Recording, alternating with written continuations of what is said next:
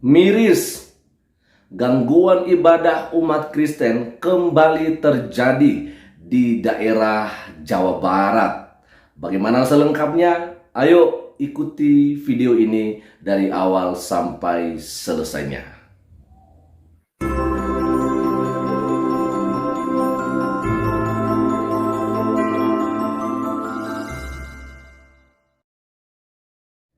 Shalom, selamat malam teman-teman, Bapak Ibu, Saudara-saudari dimanapun Anda berada pada saat malam hari ini.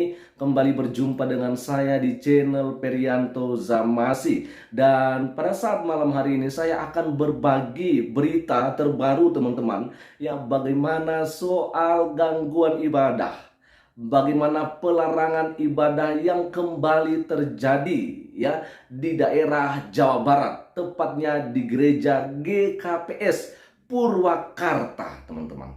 Dan kejadian ini tidak lama, baru aja kemarin, hari Minggu 19 Maret 2023.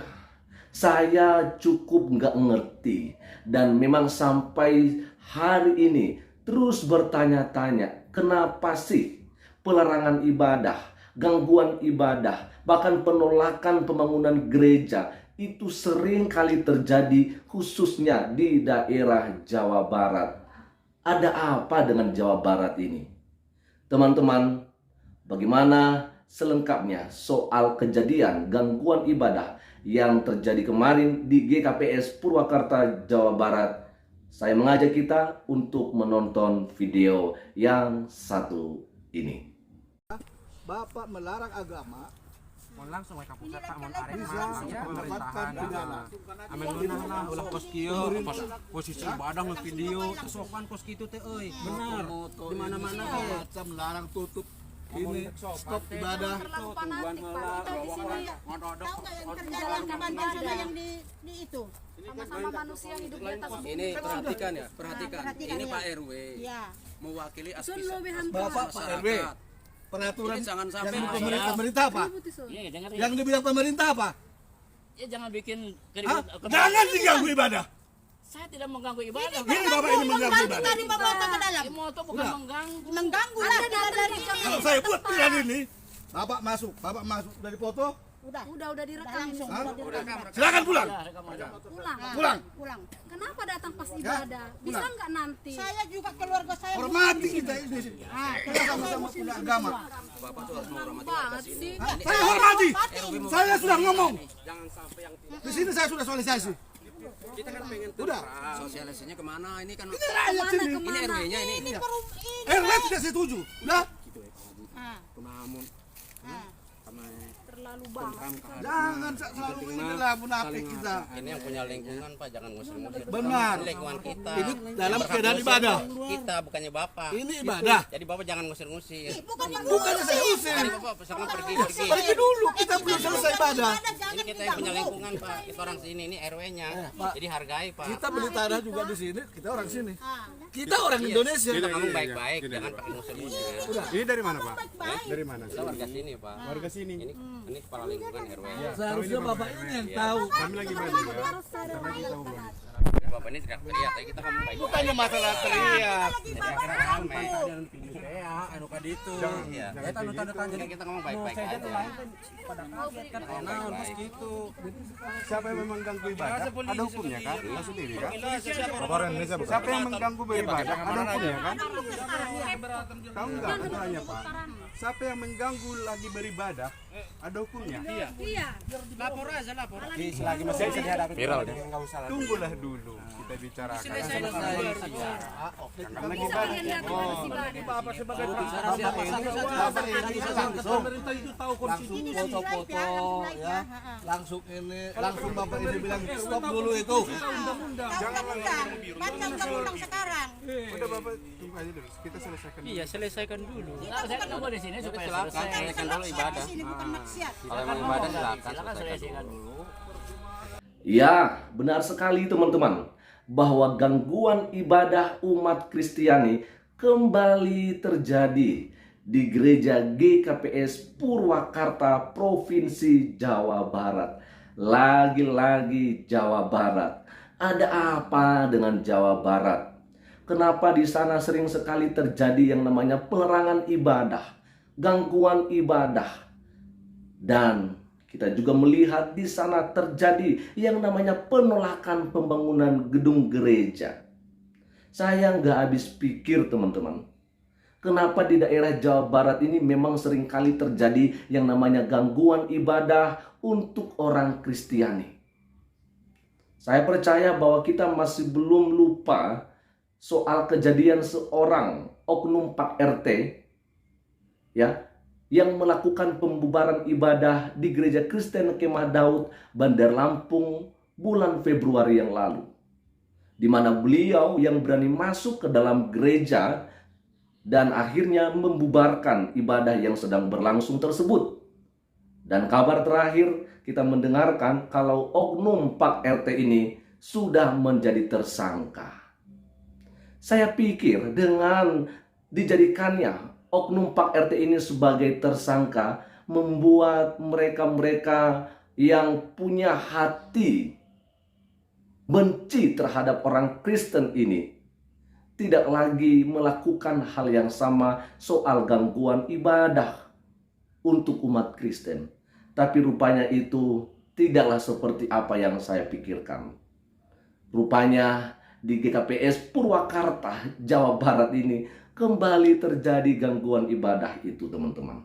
Dan kali ini ada warga setempat di sana bersama dengan RW, rukun warga yang juga ada di sana melakukan gangguan ibadah untuk jemaat GKPS. Sampai mereka berdebat di sana, teman-teman. Kita melihat bahwa dari pihak gereja mengatakan, kenapa harus di saat ibadah kalian datang? Iya kan? Ini yang membuat saya tidak mengerti dengan orang-orang yang mengganggu ibadah umat Kristiani ini. Sama dengan kejadian di Bandar Lampung. Sedang ibadah, ya, oknum Pak RT dan bersama teman-temannya berani melompati pagar yang sudah digembok pintu pagarnya. Lalu oknum Pak RT ini memberanikan diri masuk ke dalam gedung gereja yang digunakan untuk ibadah pada saat itu, teman-teman.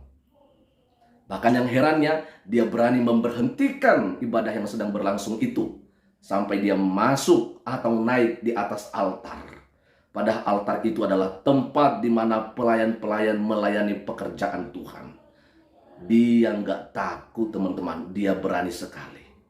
Sama dengan di gereja GKPS kemarin itu, teman-teman. Iya kan? Sama juga. Di saat umat Kristen, di saat jemaat GKPS Purwakarta, Jawa Barat sedang melakukan ibadah, mereka ya dari warga setempat ini bersama dengan rukun warga atau RW ini juga datang untuk mengganggu ibadah yang sedang berlangsung. Kenapa sih nggak menunggu ibadah selesai? Kalau ada yang mau disampaikan, jangan di saat ibadah. Ya, karena ibadah itu adalah waktu orang yang beragama memuji dan memuliakan Tuhannya dan tidak boleh diganggu. Itu jelas. Ya, undang-undang menjamin soal kebebasan beragama dan beribadah sesuai dengan ajaran agama dan kepercayaan kita. Sebab itu saya pikir apa yang mereka lakukan ini adalah sudah keterlaluan, sangat kelewatan sekali. Masih ada waktu yang lain seperti hari Senin, hari Selasa, Rabu, Kamis, Jumat, Sabtu, di mana di hari-hari tersebut ya tidak diadakan ibadah di gereja. Paling juga kalau diadakan di malam hari, ada seperti komsel atau ibadah kaum pria, wanita, pemuda, remaja dan sebagainya. Tapi untuk hari Minggu pagi itu tentunya kita tahu ya bahwa ada ibadah umum. Seperti yang biasa dilakukan oleh saudara-saudara Muslim pada hari Jumat, ada sholat Jumat. Dan itu tidak boleh diganggu, teman-teman. Maka sebab itu saya berharap kepada kita semua, ya, mari kita berpikir lebih jernih lagi. Ya, kalau ada yang ingin disampaikan sekali lagi, tunggu ibadahnya selesai. Paling juga ibadah itu ya, paling lama itu 2 jam. Ayo tunggulah. Ya, tunggu. Jangan ganggu ibadahnya. Sebab itu, apa yang saya mau sampaikan di sini? Saya tahu bahwa yang membuat mereka berani ini ya masih saja benar soal SKB 2 Menteri ini. Bisa saja mungkin gedung gereja di GKPS bukanlah gedung yang resmi atau yang punya izin untuk diadakannya sebuah ibadah, ya kan? Tapi ingat, bagaimana video yang saya bagikan kemarin, bahwa seorang Ustadz Suparman Abdul Karim mengakui bahwa satu-satunya negara yang dimana kalau masjidnya didirikan tidak mempunyai izin. Lalu bagaimana dengan tempat ibadah agama yang lain seperti Kristen, yaitu gereja? Apakah harus ada izinnya? Kalau begitu, maka saya mau katakan, urus dulu izin masjid-masjid yang ada di Indonesia ini yang memang kebanyakan tidak ada izinnya. Biar ada yang namanya keadilan. Tetapi yang paling penting yang harus bertanggung jawab di sini adalah pemerintah daerah. Pemerintah daerah. Jelas di dalam SKB 2 Menteri, kalau memang tidak sesuai dengan kriteria atau tidak sesuai dengan persyaratan ya untuk membangun rumah ibadah, tetap saja ya pemerintah daerah bertanggung jawab yang memberikan fasilitas kepada mereka-mereka yang tidak punya rumah ibadah untuk mereka boleh beribadah. Misalkan ya seperti di kantor camat atau balai-balai pertemuan lainnya ya, sehingga di sana ya umat yang belum ada ibadah, maksud saya yang belum ada gedung ibadahnya, mereka boleh beribadah di sana. Teman-teman, sekian saja untuk malam hari ini dan Tuhan Yesus memberkati kita semua. Shalom.